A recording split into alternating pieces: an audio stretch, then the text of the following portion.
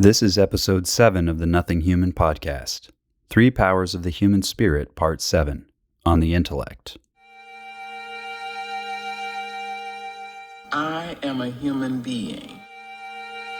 Nothing human can be alien to me.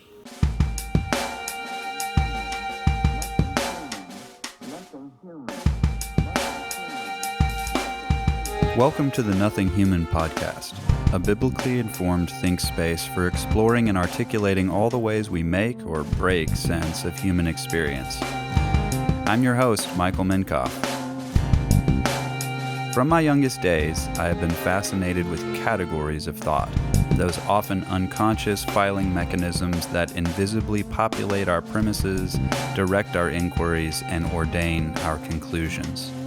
Join me as we investigate and interrogate our assumptions in an effort to articulate a more cohesive understanding of human information within the superstructure of God's truth.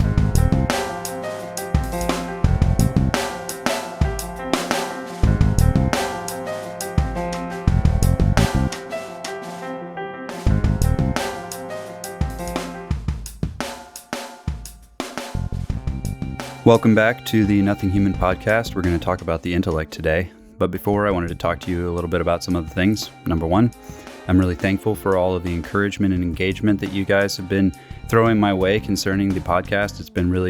It has been really encouraging, and I very much appreciate it. I want to give a special shout out to Lisa Hood, who was the first member to join my Patreon group and is supporting me now monthly so that I can do this and write articles once a month. And I really appreciate it. Thank you, Lisa, so much, not just for your financial support, but also for the way that you've engaged with the podcast. Your questions on my website have been extremely interesting, and it's been extremely helpful for me to have your questions and your engagement as a sounding board to determine whether or not I'm doing something that's useful to you all. So if you have questions, please send them to me on my website on the appropriate episode in the comment section there. I answer pretty much all the comments on my website. And also, if you would, I would really appreciate if you rated and reviewed my podcast on Apple Podcast or on Spotify in order to get me bumped up in the algorithm so that other people who might like this can also have the opportunity to see it in their feeds. I really appreciate it. Thank you all very much. We actually crossed over the 1,000 play mark on Apple Podcasts, which was a little milestone and not actually a huge amount, but pretty awesome and encouraging to me, especially because I've done and have been able to do no advertising for this podcast. So that's all you guys. I really appreciate it. Thank you all so much. I'm going to begin this episode on the intellect by talking about an experiment that's particularly fascinating to me. And the way they set up the experiment was this.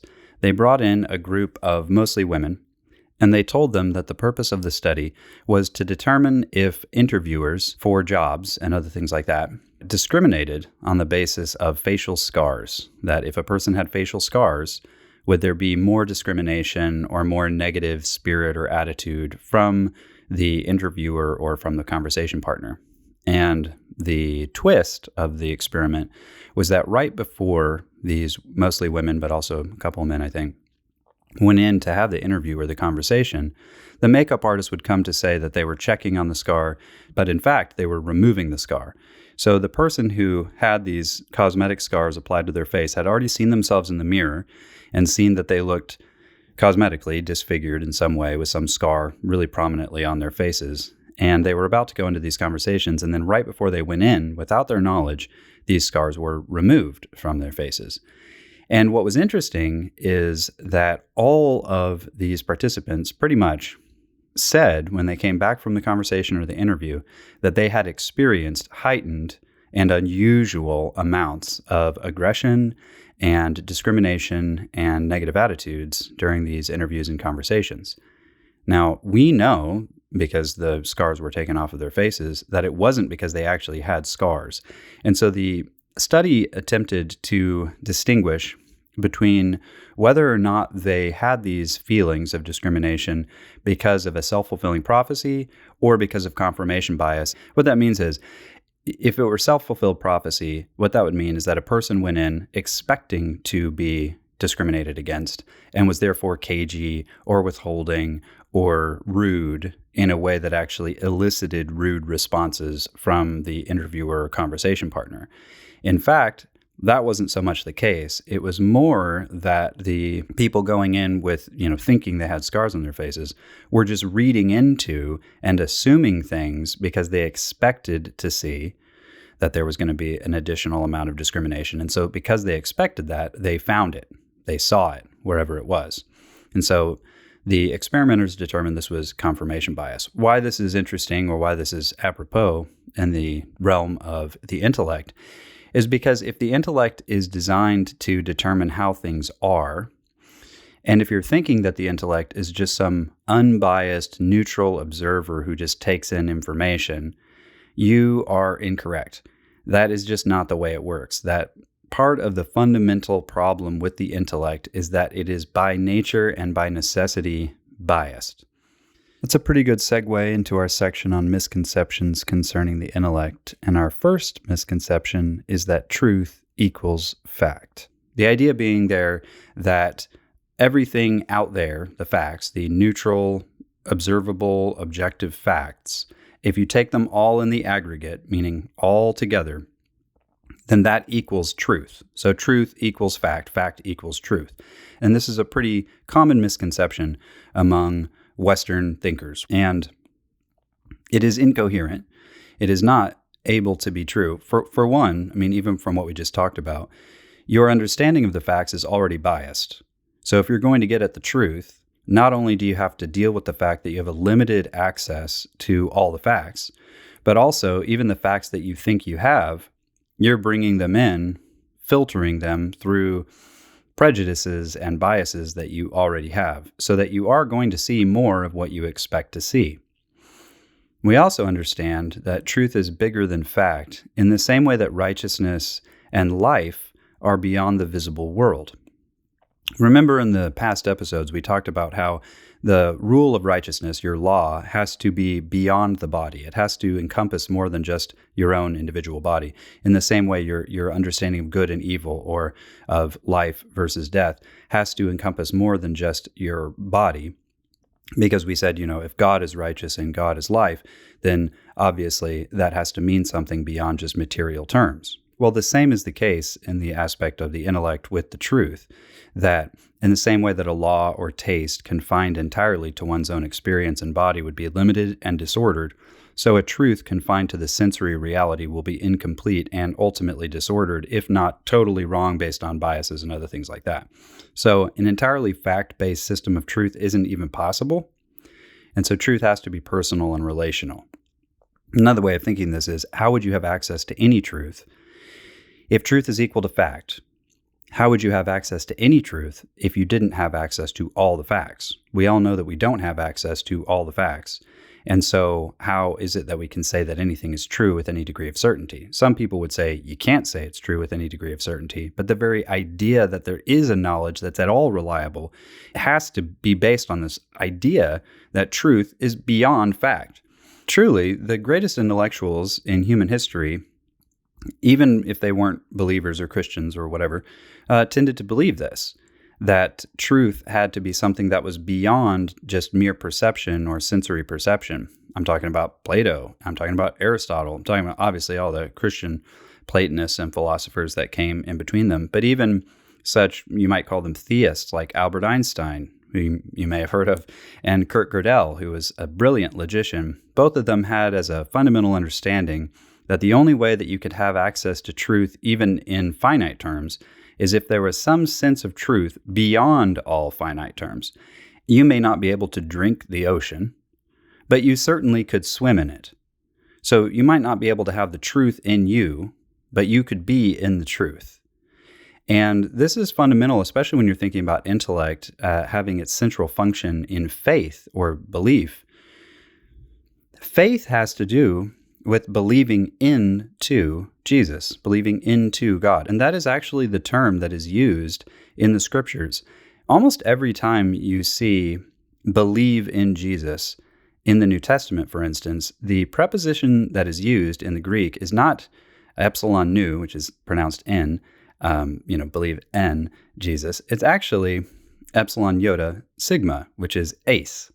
And so you're looking at this preposition that's ace, which means into, or, in the idea of going into a room. The preposition en can sometimes mean by or with, and it has the idea of like on, right? And sometimes when we think about it this way, I'm believing on Jesus, I'm believing upon Jesus, but that's not really what the preposition means. It means we're believing into Jesus. So in any sense that we're using faith as the central function of the intellect in order to understand things, we're actually believing into something. I've written a pretty extensive book already about this that's in the editing stage, and it deals with truth and fact and the ideas of lying. And I'm trying to get to a more biblical understanding of what truth means. And it's not exactly the Western conception. I don't reject fact. In fact, this idea of truth being beyond fact is necessary to confirm even one fact. In the same way that I don't reject the bodily sensations that are necessary for an understanding of life here on earth, or that are necessary for the execution of the law or the governance of the body, I'm not rejecting those things at all. In fact, I'm trying to elevate them to their proper place by saying that they are moving toward a truth that is in God, a life that is in God, a righteousness that is in God. So it's the same thing here too. You should not limit your understanding of the truth to the facts. That is about the same as limiting your understanding of righteousness or affections to the body, to the sensory perceptions or material reality. And let's get into a second misconception. This one is a little bit more oriented toward three powers, and it may be a little bit more personal, because in discussing this with a lot of people, almost always, nobody, especially in Western society, wants to say that they are intellect second or last. They want to say, I'm intellect first, or they might say, oh, he must be intellect first, or she must be intellect first because they're so smart. And since I'm really smart or they're really smart, obviously they're rational and they lead with their intellect. That is not the case. It just simply isn't the case. And it's a misconception or a misunderstanding of what I mean when I'm talking about primary, partner, or subject powers. So you could actually be extremely powerful in a particular faculty or power, and it still relatively be subordinate or submitted to one of your other powers, one of your partner or primary powers. And this is the case internally, right? We're talking about relative differences. And usually your most developed or cultivated power is the primary power, but not always. That's not always the case. Sometimes circumstances cause you to cultivate or raise up a particular power, or to dismiss or to abuse a particular power because of the needs of the moment or your circumstance or your community. So that can happen. But we're just talking about relative. When there's a conflict, which one is the deciding vote in a conflict between the powers? And so you could be really, really, really smart, like really, really smart, and still have your intellect as a partner power and potentially even a subject power, depending on the circumstances. So when I say you're not led by the intellect, or you think maybe I'm not led by the intellect, don't take that to mean that you're not smart. You're probably smart enough, and you might even be above average, and that's fine. But I'll tell you this, just right from the get-go. I believe that there is a natural distribution of primary powers. I think that the most common primary power is external standard will. I think that is the most common in all of humanity. I think that the second most common is external standard affections. Less common than that is external standard intellect.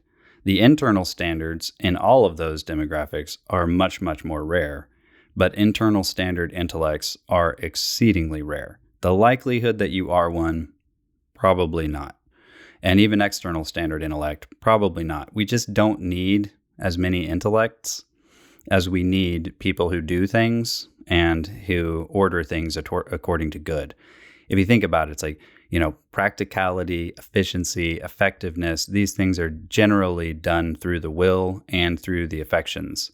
And I'm saying even in a properly ordered society, you need few people to be leaders. You need a lot of people who are willing to execute plans and follow through on them. And there's a genius in executing plans and following through on them. I'm not at all devaluing external standard will people simply because they're more common. Because in their particular circumstances, the reason they're more common is not because they're less valuable, but because they're more valuable. We need more of them. And we just don't need that many people who are going around being like, I think this system is broken. If all you had were those, I mean, think about if you just have a room full of not even academics, but philosophers. How much do you think is getting done in that room, aside from argumentation and probably a lot of blustering? Probably nothing. So God's kind of sprinkled them into society for very good reason. They tend to be disruptors. They tend to be annoying. I mean, even Socrates himself considered himself a gadfly of society, a really annoying pest that just won't go away. That is typically what the philosophers and the prophets are. God didn't send that many prophets, and there's a reason for that. All that to say, if you're thinking, maybe I'm led by the intellect, if you are, there are ways of determining this. I'll give you an example of a situation where this can get confusing. I was recently talking to a friend of mine, and I had been present when he got into an argument with his wife. His wife had just recently received a text that one of her cousins had become a Christian recently. And the wife is telling the story of how she found out about the conversion and how it occurred. And in the midst of that, her husband wanted to know whether or not the wife had sent her cousin some good introductory information on Christianity. And so he had some particular podcasts in mind that would be helpful to her in terms of getting biblical literacy kind of jump-started. Well, the wife's purpose in telling the story was more about the conversion, and she couldn't remember all the details of which podcasts or which resources she had sent. And my friend also was interrupting her story in order to ask for further clarification about this information. She started to get a little bit flustered, and it seemed like she was responding almost as if she was being attacked. And afterwards, my friend texted me and he said, "Did you see that disagreement that I had with my wife?" And I said, yeah, I did. And he was wondering what I thought about it, because he was under the impression that all he was doing was seeking information, seeking the truth. He had an intellectual aim. I had to explain to him that even though he thought and would probably defend his questioning as seeking information, that's not actually what was happening. What was actually happening is that he was, at that moment, concerned that the cousin receive good and helpful podcasts. And so he wanted to know which ones they were so that he could recommend ones that both he and his wife agreed would be best. When you're talking about what would be good or what would be right in that circumstance, that's not just seeking information. He actually did have an agenda in asking the question, a will-oriented or affections-oriented agenda. And so in that particular case, he was under the impression that he was merely seeking information, meaning that's a purely intellectual aim, just to get at the truth. And even with my friend, who was pretty well aware of the three powers, he wasn't really considering the fact that it was actually more an operation of his will and his affections in the line of questioning, and also that her will and her affections were actually being disturbed by this, in the sense that he was interrupting her story, which was a little bit rude and probably made her feel a little unheard and unconsidered. But also, she had the potential of not knowing his agenda and thinking he had an agenda, which he did, and thinking maybe that agenda was in critiquing or criticizing her for not making the right choice of podcast to give to this new believer, and maybe being stupid about it, or maybe affecting this new believer in a way that, would permanently hurt her trajectory of faith, or whatever. The mind can go wild, filling in the gaps. And just to complete the story, he did talk to her about all of this later and apologized, and they resolved things, so that was a real win for the three powers. The main point in me telling the story is just to illustrate how a person can be under the impression that they have a purely intellectual aim when they don't.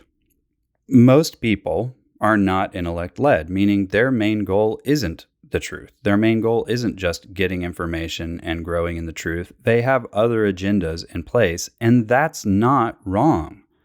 It's just important to be upfront about it, to be self-aware about it, and communicate directly about it so that people aren't left in the dark about what your intentions or your agenda actually are.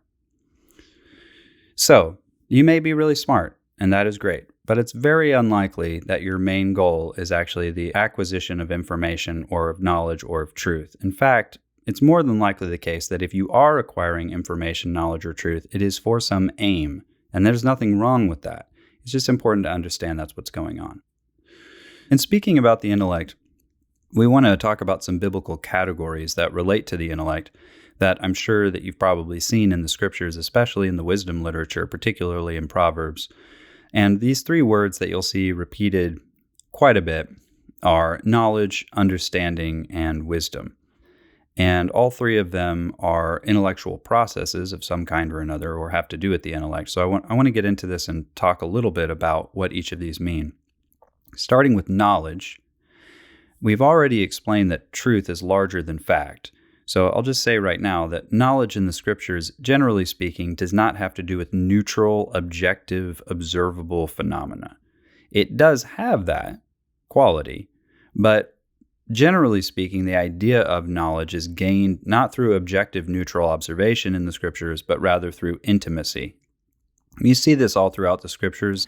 You'll see phrases like Adam knew his wife and she conceived. I can guarantee that she did not conceive because of neutral, objective observation. That was an intimate knowing, and it produced a child. So most of the knowing in the scriptures implies a certain kind of intimacy that you couldn't really know unless you were intimate with something. And the Western idea of objective, neutral observation producing knowledge, and even the word science from scientia, the Latin, literally means knowledge. So we have very much confused within Western society this idea that knowledge comes through neutral observation. Neutral observation, as we already discussed, isn't possible. So knowledge is better suited through a process of intimacy rather than through a process of objectivity, since objectivity is not actually available to you. Knowledge, it is information, but it is information that has not yet fully been connected together or related together. It is almost pieces or data points of information. And generally speaking, you learn knowledge through imitation. So the first building blocks of information that you're given before you've even built a coherent understanding of the world, whether it's in language or whether it is in physical sensations or experiences or in skills or other things like this, these are almost all through imitation. You hear your parents speaking, you ape their speech long before you understand what the speech means. And so this will bring us to the second wisdom category or wisdom literature category of the intellect, and that is understanding.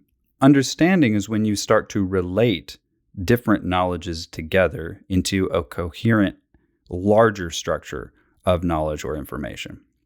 I mean, if you think about knowledge as being little points, understanding is when you start drawing the lines between those points or start seeing the shape of those points.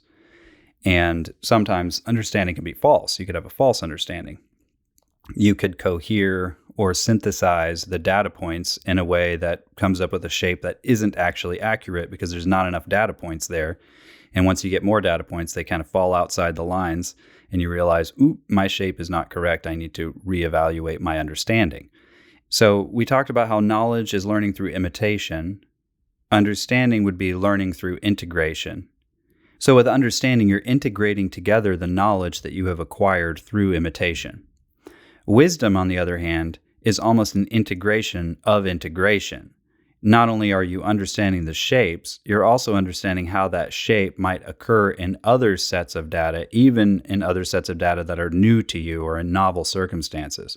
I like to say that wisdom is insights of understanding in invisible circumstances, things that are not seen, learning through innovation. This is learning through innovation, meaning this actually will produce new knowledge, new data points that before were not accessible. So you have knowledge, you have understanding, of wisdom, which if you're going through the process of learning, you're usually going to start with knowledge, progress to understanding, and then go from there to wisdom, meaning you're going to start with imitation, progress to integration, and then progress beyond that, potentially, to innovation. Most people, the furthest they ever get is understanding, and that's the furthest they ever need to get. Understanding is great. We know very clearly from the scriptures that if you lack wisdom, you get it from God. Wisdom is acquired as a gift. So if you have wisdom, if you have this ability to innovate, that you don't just ape language and you don't just understand what language means, you can actually create new sentences that have new meaning that people haven't thought of before. that innovation that you've been granted is a gift from God. So you're certainly not more important than other people. As we said, if you had a room full of philosophers, nothing would ever get done. So not everybody reaches the heights of wisdom, and that is okay, as long as they're willing to listen to wisdom when it comes to them from other people, from other places. If the central function of the intellect is faith or belief, I'm not talking about faith in the general terms, in the three power terms that the scriptures obviously talks about it. We will have an episode where I talk about faith and the three powers. I'm talking about the aspect of faith that specifically relates to the intellect. If you know anything about the Reformation very much zeroed in on this particular aspect of faith. The Reformers assessed, I think correctly, that the Roman Catholic Church had devalued the intellectual aspects of faith and instead was emphasizing only the volitional aspects of faith. And when you look in the Roman Catholic tradition of implicit faith, that you could believe in things that you don't understand, that is possible. It is possible to believe in things that you do not understand. I'm not totally rejecting it, but when that is used oppressively by authoritarians in order to keep people in the dark, there's a real problem. It is obvious, and the Roman Catholic Church itself has recognized this since the Reformation, that period of time there was a significant amount of imposed darkness because of the hierarchy of the Roman Catholic Church. I'm sorry, if you are Catholic, I'm not against you. If you're Protestant, I'm not against you. I hope you all understand. I'm not against any of you. If you're seeking after God in good faith, I am on your team, and I hope you recognize that. But there are obviously issues here, and the Reformation corrected and emphasized what had been lacking in emphasis in the intellectual concept of faith. So if you're a Reformed believer or a Protestant, you probably already understand that faith is intellectual, and you might actually need a little bit of help in understanding how faith also relates to the will and the affections. But we'll talk about that later. For now, let's talk about the intellectual aspects of faith. And this is most clearly explained in Hebrews 11:1, so I'll just quote this for you. The author of Hebrews writes, "Now faith is the assurance of things hoped for, the conviction of things not seen." This relates to two different kinds of invisible. So faith is about seeing the invisible. If you're talking about faith in intellectual terms, you could actually call it the prophetic imagination. It is an imagination that sees that which is invisible. But it's important to understand, just because it's invisible doesn't mean it isn't there. It just means that you can't sense it. Again, if you're saying truth is beyond fact, well, then faith is necessary to get at the truth because it's beyond your sensory perception. And you can see that even in Hebrews 11:1, when it talks about these two kinds of invisible. It's the last one, conviction of things not seen. Well, what kind of things are real that aren't seen? Well, God, for instance, but also truth, for instance, and the connection and relationships between things and logic and other things like that. And you can see this pretty clearly when God says human beings look at the outward appearance, but God looks at the heart, referring to his assessment of David. The seeing of the intellect through faith is seeing things that are there, but that are not as they seem. They're not as they appear. There's something beyond the way that they appear that's actually true, and in some sense governs the way that they are, but is in some sense beyond it. So that's one kind of seeing, the invisible. Faith is a seeing of that which is there, but is not able to be sensed because it's not sensory. But faith also, you see, has the second aspect, that it's the assurance of things hoped for. Now, a hoped for thing, or a believed upon thing, is really that which isn't there because it isn't yet there. It's not that it isn't ever going to be sensory, it's just that it's not yet sensory. So, for instance, what happens to me tomorrow is not visible to me right now. In fact, what happened to me yesterday isn't visible to me right now. What happens in the future and what happened in the past, as Solomon says in Ecclesiastes, both are exceedingly remote. We can't really search them out. It's hard to discover them. And that is because they are unseen. So to have sight concerning those things that are unseen because of their lack of presentness in time is another aspect of faith. And faith trusts in God's promises and warnings about the future and God's assessment concerning history and the past, the meaning of history and the past, both of which things actually are not able to be seen or sensed anymore. So you can see, if you're talking about things that are present, that are invisible, which is a lot. A lot of the truth is invisible because a lot of what we believe to be the case, we believe because we expect it to be the case, meaning we believe it first, and then it affects everything that comes in, everything that we assess after. You can see then, if faith is the assurance of things hoped for and the conviction of things not seen, then faith is central to the functioning of the intellect.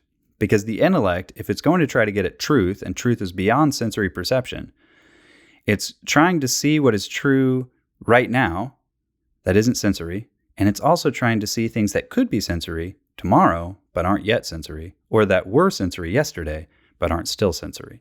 Things that are no longer happening or no longer have any evidences concerning them, or the evidences are scant, or the evidences are tiny little data points that could be reshaped into any number of different shapes, and who knows what's the right shape, right? And a lot of the study of ancient history is just like that, right? You have a shred of manuscript here, you got a scrap of pottery over here, you got a femur over here, and a scrap of textile over here. And now we're going to recreate a whole civilization on the basis of those things. And you can imagine when you have that few data points and such a large shape to make, a lot of that shape you kind of speculate on. So being able to understand and have faith to be able to see those things that aren't seen, it's actually really necessary. And everybody has a kind of faith concerning those things.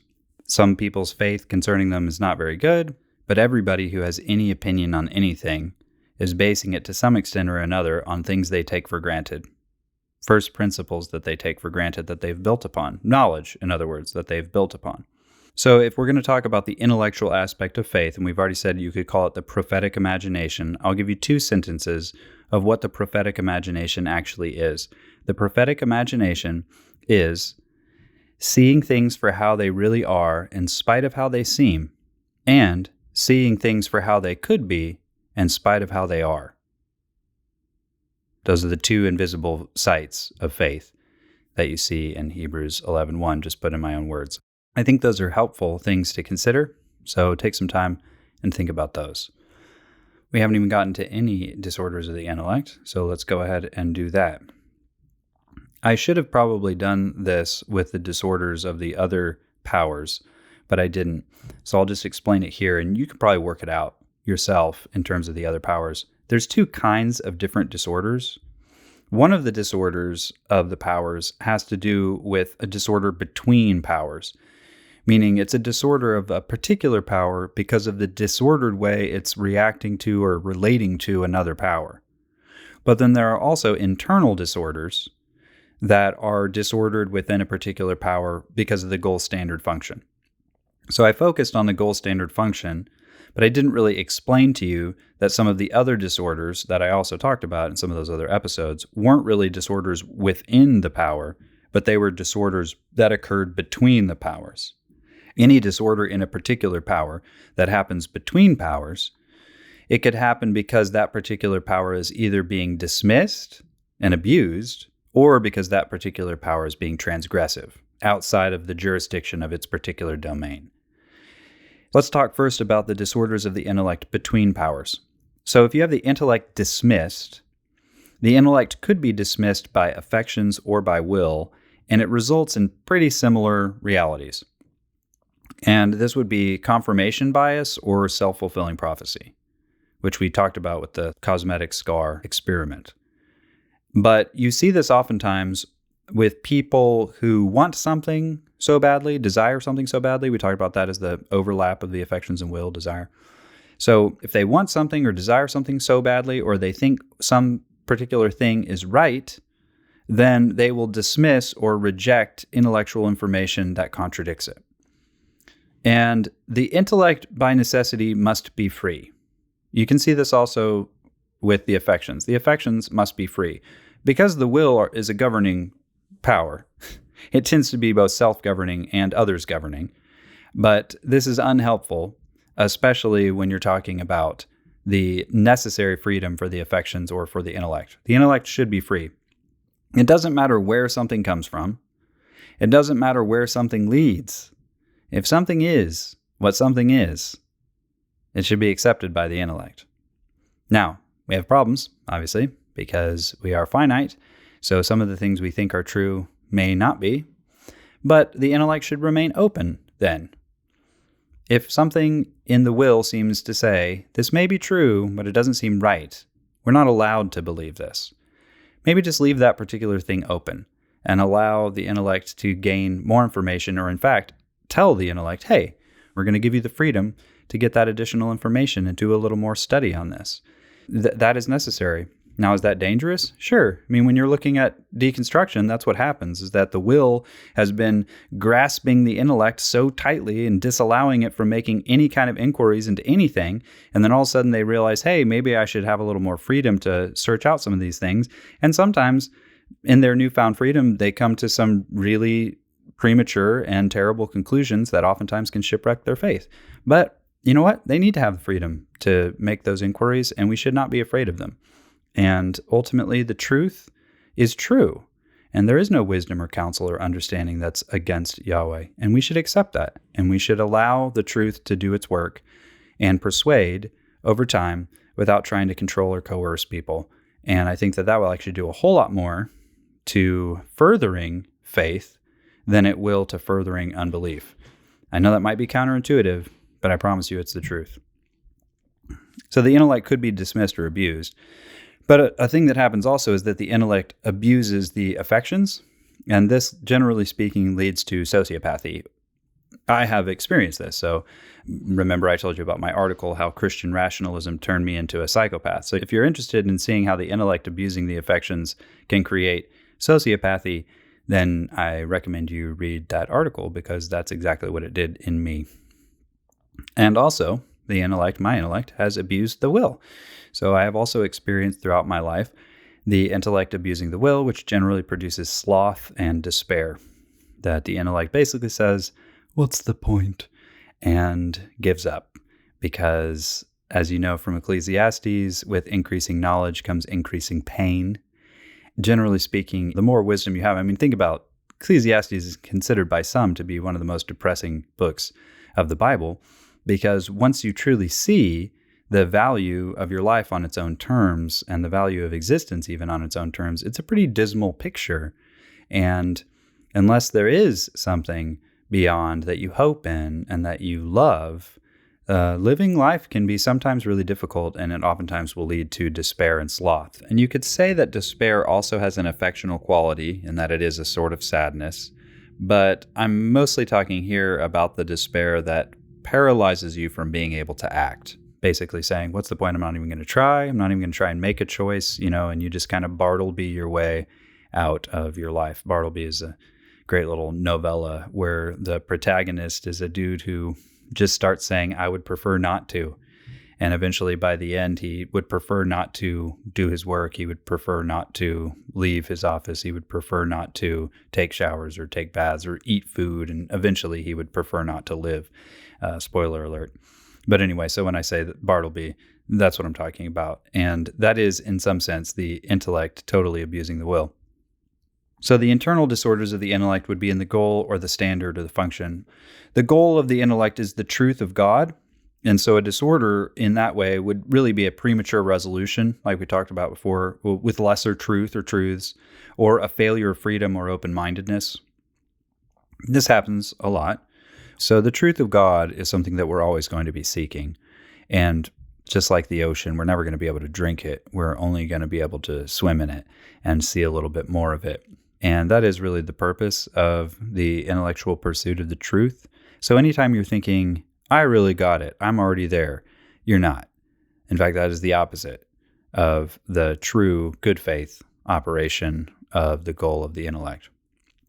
In the standard of the intellect, the standard of the intellect is kind of weird, because you could think that the goal of the intellect is truth, but also the standard of the intellect is truth.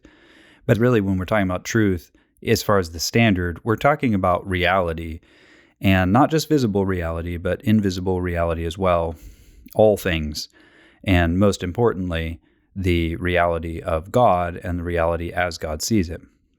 So in other words, when you're talking about the truth as a goal, you're talking about God as truth. God is the truth. The Word is the truth. Jesus is the Word of God. So we are seeking after Him as our goal. But when you're talking about truth as a standard, you're really saying what God says about reality or what God says about the world, and that is also considered truth in a still relational but less personal way. If you have a disorder of the intellect concerning the standard, then you have believed a lie. You have believed something to be real that isn't. You have trusted in a falsehood that will not deliver. And so you are involved in what we would call deception, sometimes even self-deception, where you are under the impression something is real that isn't, or that something is in accordance with reality that isn't. There's a lot of things that this applies to, and you might say, well, if my understanding of reality is actually incorrect, I'm trusting in a sense of reality that isn't even real. If I'm self-deceived, how do I break out of that? It's a really challenging problem. It basically amounts to an autoimmune disease of the intellect. When you are self-deceived, you won't even know. I mean, that's the whole point. You are deceived. You have deceived yourself. You're not just blind. You don't even know that you're blind. You're blind to your blindness.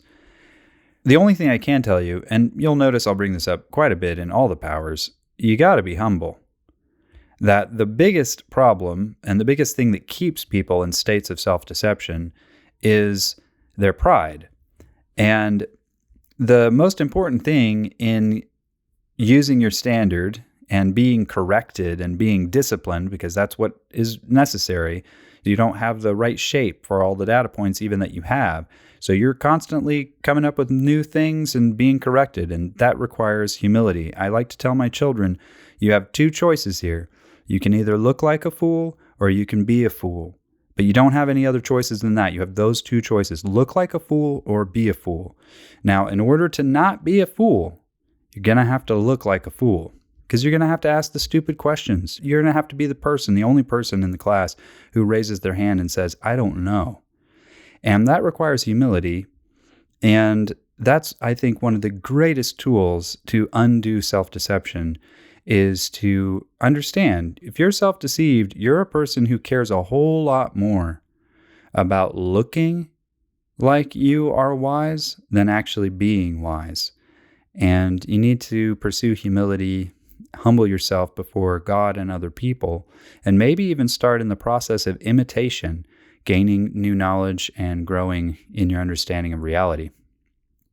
The third thing, the function, a disorder of the intellect and the function, we already talked about function as prophetic imagination. So in many ways, this is a failure of prophetic imagination or a failure of faith. In other words, that in this case, you are either rejecting the warnings or the promises of God or misunderstanding the warnings and promises of God concerning the unseen future, or you are misunderstanding some unseen aspect of God's reality or of the truth itself. That is a lot harder to process through. Again, humility. Humility very much helps in this process. But in the realm of the imagination, you can see that the intellect and the affections clearly overlap. I mean, even when you're saying imagination, the affections are so very helpful in supporting and helping the intellect to image things, to understand things through empathy and sympathy, putting my feet in another person's shoes. All of these are very, very, very necessary for understanding. So the affections really do support the intellect very well in terms of imagination. We even use it in those terms. We'll talk about imagination as artistic imagination, aesthetic imagination. Clearly, that's much more in the affectional realm most of the time. But there actually can be a intellectual imagination. There is an intellectual or prophetic imagination as well. And those work together really, really well, which is why a lot of your greatest visionary thinkers are also artists. That happens very regularly. One of my favorites is Dostoevsky. He was clearly as much aesthetic as he was intellectual, as much affectional as he was intellectual.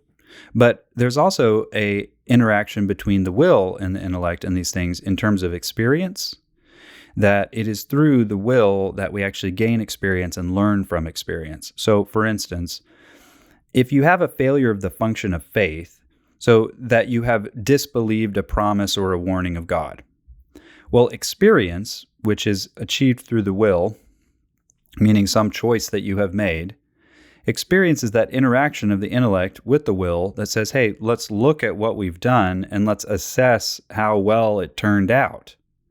right? The intellect is necessary for that. This is a support of the intellect to the will and of the will to the intellect. And so, for instance, if you didn't believe a promise that God had made, or you didn't believe a warning that God had made, and he gives you another chance, which he probably will, where you say, you know what, I didn't listen to my parents. I didn't listen to God's warning on this. And look how it turned out. I didn't know it would turn out that way, but now my will is assessing, hey, this wasn't a good outcome. And my intellect is going, yep, that wasn't a good outcome. Maybe we should have trusted, and trust there is that interaction between the intellect and will. Maybe we should have trusted God, and in the future, we should. And all of a sudden, your function of faith is increased. In the same way, that can happen with the experience of God himself, that you could say, I didn't see or I did not understand these things about the truth. Sometimes experience will make it clear. Sometimes experience will make it plain. And that can only happen through the operation of the will. It's one of the reasons why the Torah, which is the word that's mostly translated law in the Old Testament, the Torah also can be translated instruction. And you might think, well, how is a law, which clearly relates to the will, supposed to be an instruction? It's because through the experience of the attempt at obedience, you're supposed to be learning to understand what God believes to be good, what God believes to be right, what God believes to be true. So the law is actually a useful teaching and instructional tool. And you can see that that's very much this overlap, that there's an overlap there between the operations of the will and the operations of the intellect. So you'll see this oftentimes with most of the powers when there's a failure function, which is like the central power of the power. Oftentimes there's a necessity for service from the other powers. So you have a failure of love, there's this necessity for a righteous law to come in and say, hey, that wasn't right, what you did. You may think it's good, but it wasn't right. Or for the intellect to come in and say, you're being false to who you really are. This is not, or here's who you really are, even if you think you're this. This is who you really are. And so oftentimes there's a failure of love. The truth and the law kind of have to come in and serve, say, hey, let's interrogate this, right? So we'll talk about that a little bit more because I'm going to have an episode in the future where I talk about the overlaps of the powers. There's obviously huge amounts of overlaps between these. And I've said this before, and I'll probably say it again, but the powers are not separated from one another any more than the persons of the Trinity are separate from one another. They are supposed to be harmonious, and they are definitely only distinct. They overlap, and they relate to one another quite a bit. So that's all for today. This has been another very long episode, but there was a lot to talk about. I thought it fitting that in a podcast on intellectual categories and thought that we spent a little extra time on the intellect. And I also thought it was kind of interesting that this was our 7th episode because 7 in the scriptures, as you know, is a perfect and complete number. But we're not yet finished with this series. Next week, we're going to talk about anthropology and the 3 powers, which I think is a really fascinating topic, talking about the generalization of these primary powers between societies and the way that cultures interact and the way that we understand human being, even in terms of male and female, etc. So I hope you'll tune in next week. I'm really excited about that episode, and I'm excited about this one too. And thank you all again for listening. Until next time. I am a human being. Nothing human can be alien to me. Nothing human. Nothing